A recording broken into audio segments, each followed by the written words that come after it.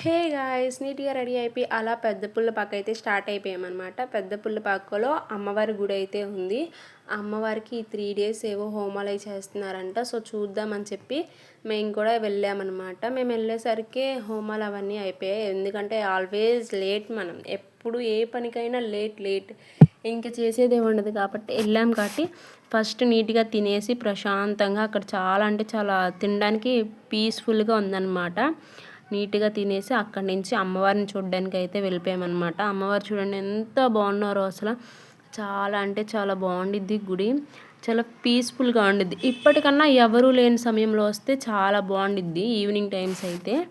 ఇంకా పక్కనే ఉన్న శివయ్యని కూడా దర్శించుకొని అక్కడ కొంచెంసేపు కూర్చుని బయటకొస్తే ఈ యోగశాల ఉంది.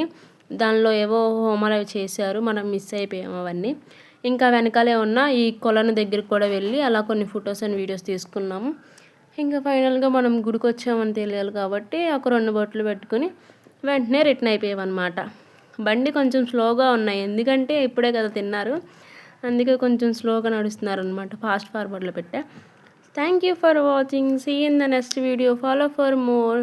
సబ్స్క్రైబ్ చేసుకోవచ్చు కదా యూట్యూబ్‌లో ప్లీజ్. Bye bye.